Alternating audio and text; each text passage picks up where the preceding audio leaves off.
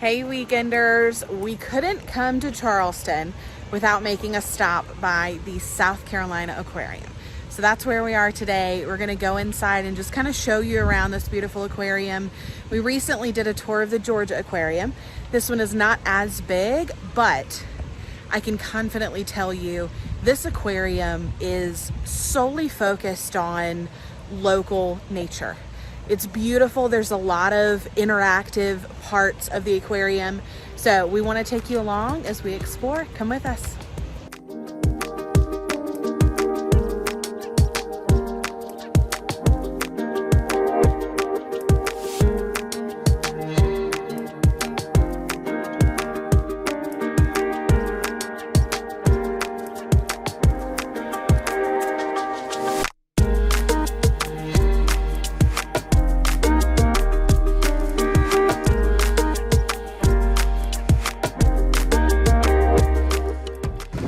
Alright guys, so I wanted to give you a hot tip too.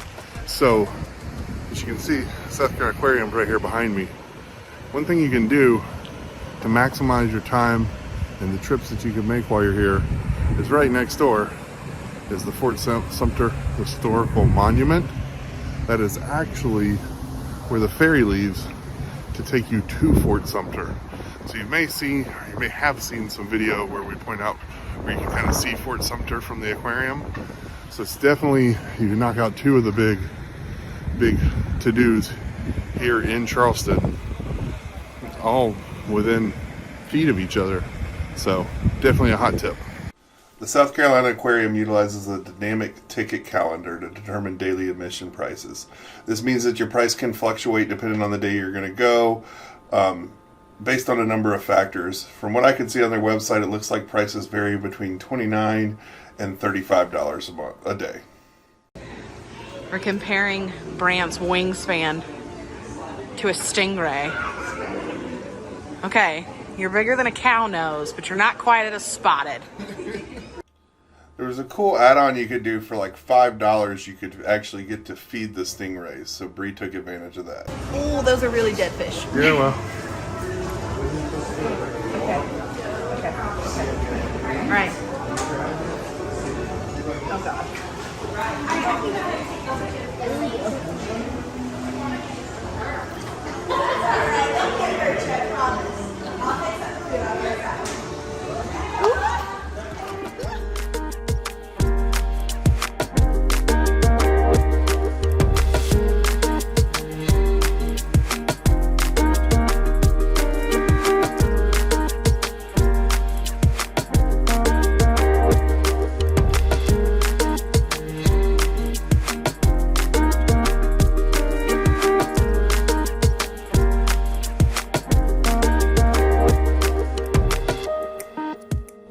The aquarium is divided into 6 regions in South Carolina, so you can really see the wildlife and water life of the entire state. The first exhibit is the Mountain Forest exhibit. Although this one was closed when we were there, so we weren't able to see the river otters, but we were able to meet this bald eagle. He is a rescue and is unreleasable, so he lives his best life at the South Carolina Aquarium. Next was the Piedmont region, which I just learned is actually French for foothills. So this is actually the part of South Carolina that we live in. So it was neat to see this one bird and the fish that actually, and water life that actually lives in our own backyard. Next, you make your way down to the coastal plain. They actually have small young alligators here, rattlesnakes, gopher tortoises, all the wildlife that you could find in the swampy lands of coastal South Carolina.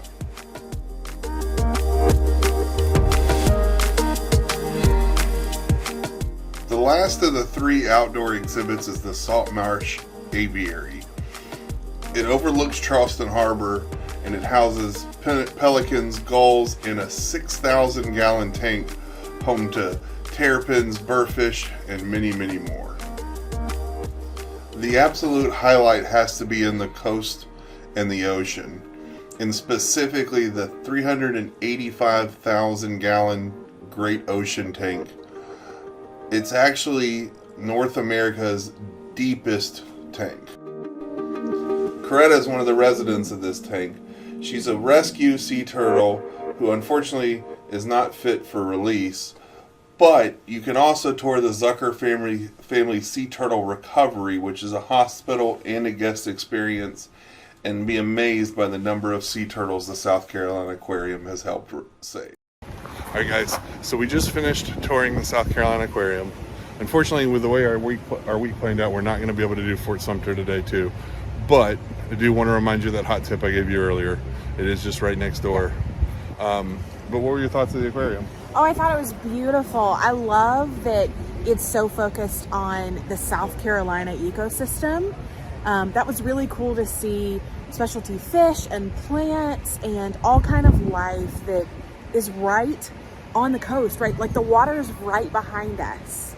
And there's a sign out front that was talking about the bottlenose dolphins, and they're like, we don't have an exhibit, but you know, the water's right there. So have a look. So it was really beautiful. I enjoyed it. So a couple of really cool points I thought of, that I found out. One was that it's illegal to exhibit dolphins, porpoises, and whales in South Carolina, which is really interesting. Also, their main tank, their oceanic tank, is the deepest tank in North America, which is amazing, especially after we just went to Georgia, and that one's so huge. Yeah, it's the largest. But to your point, all the species that were in that tank are species that can be found. You guys can't see it, but there's an ocean right back there, or the bay. So overall, I definitely think, especially if you're like us and you're kind of in between the two, they're both worth a visit. Yeah. But highly recommend. We love aquariums. They're always fun. So definitely recommend. We'll see you guys next time. See ya. Bye.